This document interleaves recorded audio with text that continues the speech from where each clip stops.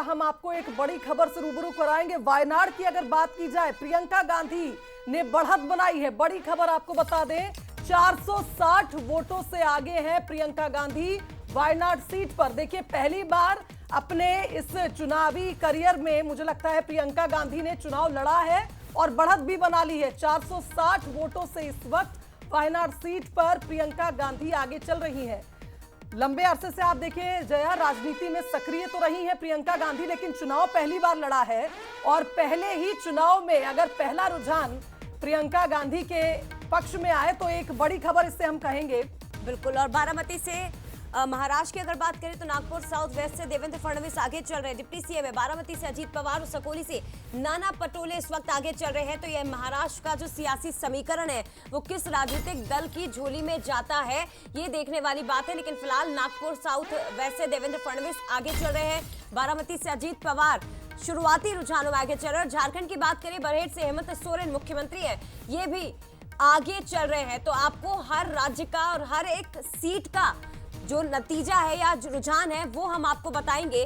फिलहाल शुरुआती रुझान जो है वो बरहेट से हेमंत सोरेन यहां से आगे चलते दिखाई दे रहे हैं। तो बात मध्य प्रदेश छत्तीसगढ़ की भी और उसके साथ ही दो बड़े चुनावी राज्यों की भी। बिल्कुल। तो जया, हमारे साथ दो राजनीतिक मेहमान तो लगातार बने हुए हैं और अब हमारे साथ जुड़ गए हैं वरिष्ठ पत्रकार रमेश शर्मा जी। बहुत स्वागत है रमेश जी आपका बंसल न्यूज पर। और सबसे पहले ही आपका रिएक्शन यही चाहेंगे, जिस तरह के रुझान आ रहे हैं। वायनाड सीट की हम बात कर रहे थे, प्रियंका गांधी पहली बार चुनावी मैदान में और आप देखिए 460 वोटों से बढ़त भी उन्हें मिल रही है। देखिए, वायनाड तो कांग्रेस की परंपरागत सीट ही मानी जा सकती है, क्योंकि राहुल गांधी यहां से जीतते रहे हैं और बहुत सेफ सीट रही है, इसीलिए प्रियंका गांधी वहां से चुनाव लड़ी है, ये भी जानते हैं सभी लोग। तो कुल मिला के बात ये नहीं है कि प्रियंका गांधी वहां से जीत रही हैं। प्रियंका गांधी वहां के लिए क्या करेंगी, ये सवाल महत्वपूर्ण है, क्योंकि राहुल गांधी भी वायनाड सीट से चुनाव जीतते रहे हैं। वहां उन्होंने वायनाड के लोगों से किए हुए वायदों को कितना पूरा किया, ये तो मुझे लगता है राहुल गांधी से जरूर पूछा जाना चाहिए। और प्रियंका गांधी से भी ये जरूर पूछा जाना चाहिए कि इस चुनाव में जो वास्तविक जनता के मुद्दे हैं, क्या वो मुद्दे डिस्कस हुए हैं, क्या वो मुद्दे हाईलाइट हुए हैं, क्या उन मुद्दों पे राजनीतिक ध्रुवीकरण हुआ है। मुझे लगता है शायद नहीं हुआ है। जनता के जो वास्तविक मुद्दे हैं, सफाई, सड़क, सीवरेज, पेयजल, प्रदूषण से जुड़े हुए, उन मुद्दों पे कभी कोई चर्चा नहीं होती। शिक्षा के मामलों को लेकर देखें, लेकिन जो मुद्दे नहीं होते हैं, खास करके आपस में जो वैमनस्य पैदा करने वाले मुद्दे या एक दूसरे वर्ग के बीच में दरार पैदा करने वाले मुद्दे, ऐसे मुद्दे हमेशा राजनीति में सिरमौर हो जाते हैं और जनता के जो वास्तविक मुद्दे होते हैं वो गौण हो जाते हैं। निश्चित तौर पर रमेश जी, लेकिन जनता तब भी तो उन्हीं पर मोहर लगाती है ना। ये तो हम खुद देख रहे हैं कि किस तरह से विकास के मुद्दे, चाहे आप महाराष्ट्र की बात करें, झारखंड की बात करें या इन उपचुनावों की बात करें, जनता से जुड़े हुए मुद्दे पीछे चले जाते हैं, जातिवाद आगे आ जाता है। इसके साथ ही आप आरक्षण को देख लीजिए या धर्म की लड़ाई जो इस वक्त छिड़ी हुई है, तमाम तरह के हिंदुत्व के मुद्दे इन मुद्दों पर हावी कैसे हो जाते हैं? फिर मोहर तो जनता ही लगाती है।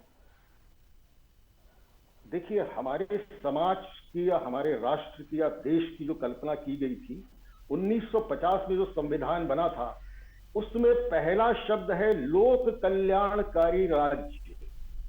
लोक कल्याणकारी राज्य का मतलब है आप जनता को एजुकेट भी करेंगे। आप तो जनता को वही बता रहे हैं ना जो जनता को क्या मालूम है कि उसके मुद्दे क्या होने चाहिए। क्योंकि आप लीडर हैं, इसलिए ये आपका फर्ज है कि आप उसको वास्तविक मुद्दों से जोड़ें।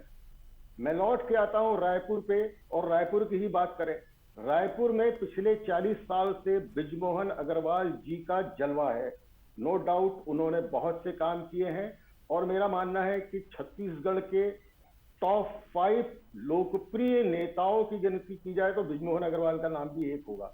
लेकिन मेरा यह मानना है कि रायपुर में भी बहुत सी ऐसी समस्याएं हैं जो लगातार नगण्य हैं, जिन पे डिस्कशन ही नहीं होता। मैं आपको एक आंकड़ा बताना चाहूंगा, स्वच्छता की रैंकिंग में रायपुर शहर का नंबर 21वां है। अकेले बृजमोहन अग्रवाल कुछ नहीं कर लेंगे। This is a matter of whole system. यहाँ कांग्रेस ने भी रूल किया है, पिछली बार 15 साल बीजेपी ने रूल किया, 5 साल कांग्रेस ने रूल किया, और अब बीजेपी की सरकार है 1 लेकिन साल से। इसके पीछे की वजह आप लेकिन रमेश जो जी क्या जनता मानते के हैं? इसके वास्तविक पीछे की मुद्दे हैं, वजह आप वो क्या मानते हैं डिस्कस होने चाहिए। इसके पीछे की वजह मुझे लगता है येन केन प्रकारेण, मतलब किसी तरह से आपको चुनाव जीतना है, और चुनाव जीतना है तो आप गिमिक्स करते हैं। गिमिक्स करते हैं तो फिर एक पार्टी अगर मान लीजिए 10% गिमिक्स करती है तो दूसरी पार्टी 60% गिमिक्स करने लगती है, और जनता के जो वास्तविक मुद्दे हैं वो गौण हो जाते हैं। मेरा यानी मानना कुल है कि मिलाकर ये जनता कहा के जो जाए कि फिर वास्तविक रायपुर मुद्दे की हैं, जो जनता क्योंकि है ये वो लोक ही नहीं कल्याण तय का कर अभियान पा रही है कि उसके असल मुद्दे क्या हैं और किन चीजों की जरूरत रायपुर की जनता को है, आप ये कहना चाह रहे हैं? देखिए, इस चुनाव में 50.50% वोटिंग हुई है, यानी 50% लोगों ने वोट ही नहीं दिया। इसके 2 कारण हम मान सकते हैं। एक तो पब्लिक तफरीह करने के लिए बाहर निकल गई, घूमने फिरने के लिए, ये नहीं माना जा सकता, और 1 लाख लोगों ने, वोटरों ने वोट नहीं दिया। और आप ही खुद अभी एक आंकड़ा पेश कर रही थी कि मुस्लिम समाज के भी लोगों ने वोट नहीं दिया। ठीक है।